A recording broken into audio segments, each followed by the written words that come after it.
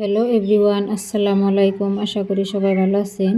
আজকে শাল মাছ দিয়ে উলকপি দিয়ে বিরিয়ানি বানাবো। এই ঠান্ডার মধ্যে উলকপি শাল মাছের বিরিয়ানি খুব ভালো লাগে, তার জন্য মাছটা উঠে নিলাম। মাছটা একদম তাজা আসাল। এই যে মাছটা কুঠা হয়ে গেল আমার।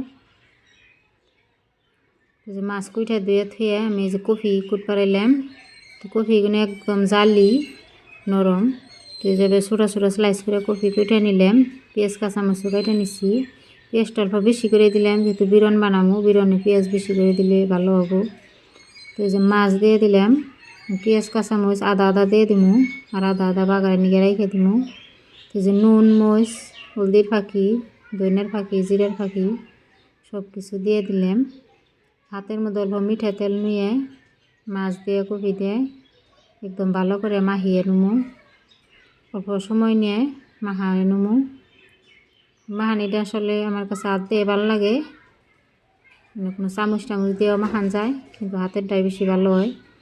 তো এই যে ভালো করে মাখিয়ে নিলাম। মাখিয়ে কড়াইতে তেল দিয়ে দিলাম। তেলের মধ্যে পেঁয়াজ কাঁচামরিচ দিয়ে দিব। পেঁয়াজ কাঁচামরিচ দিলাম, দিয়ে নাড়াচাড়া করে পেঁয়াজ কাঁচামরিচটা বাইজে এই যে কপি মাছ দিয়ে দিব, দিয়ে নাড়াচাড়া করে ডাইকে দিব। ঢেকে দিলেন, গ্যাসটা একদম কমে দিয়ে লাহে লাহে বিরনটা বানিয়ে নিব। এই কফি বিরনটা আসলে যারা যারা ভালো পায় তারা তো জানেনি যে এই ঠান্ডার দিনে বিরনটা খুব স্বাদ লাগে, বাহি হলে একটু বেশি ভালো লাগে। তো এই যে আমার বিরন হয়ে গেছে। তো ভিডিওটা ভালো লাগলে লাইক শেয়ার কমেন্ট করবেন।